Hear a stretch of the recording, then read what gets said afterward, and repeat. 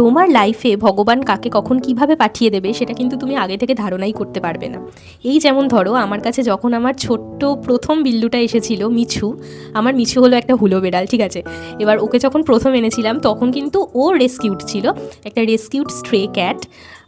তো তখন আমার কোনো প্ল্যানই ছিল না যে আমি একটা পেটকে মানে পুষবো, আমার কোনো নিজের পেট থাকবে, আমি কোনো দিনও সেটা ভাবিনি, ওটা পুরোপুরি আনপ্ল্যান্ড ছিল।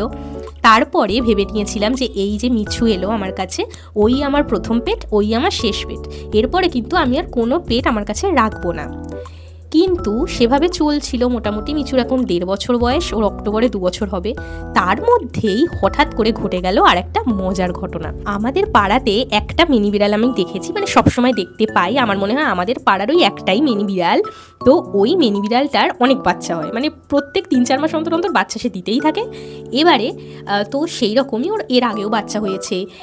আমার তো যতদূর সম্ভব মনে হয় মিছু ওরই বাচ্চা, বাট আমি শিওর নই, কারণ ওর বাচ্চাকে ছেড়ে দেওয়ার পরে ও আর ওর মাকে পায়নি বলেই আমি ওকে রেস্কিউ করেছিলাম। এবার মিছুর পাশাপাশি আর মিছুর এই 2 বছরের মধ্যে কিন্তু ওর মায়ের আরও অনেকগুলো বাচ্চা হয়েছে।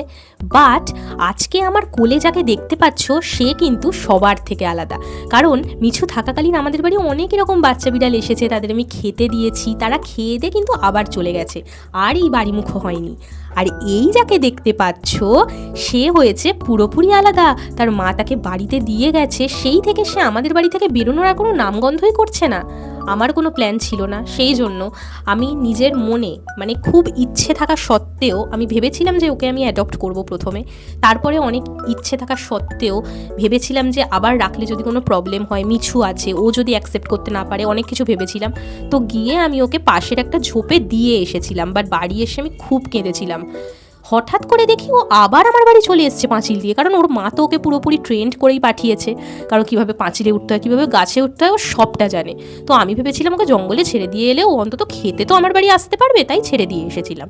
কিন্তু ও যে আবার সেদিনই আমাদের বাড়ি চলে এলো, তারপর থেকে কিন্তু আমাদের বাড়ি ছেড়ে যাওয়ার কোনো নামই করছে না।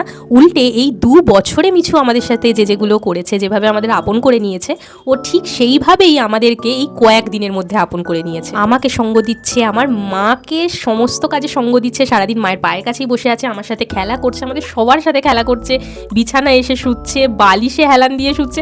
মিছু যা যা করে ও সেগুলোই করছে, আর সেটা দেখে আমরা খুব অবাক হচ্ছি যে মিছু যা যা করে ও কি করে এত তাড়াতাড়ি এগুলো শিখলো। আর যেখানে সব থেকে বড় কথা, একটা পুরোপুরি অচেনা ফ্যামিলি, সেই ফ্যামিলিটাকে ও প্রথম থেকে কিভাবে এতটা বিশ্বাস করে ফেললো।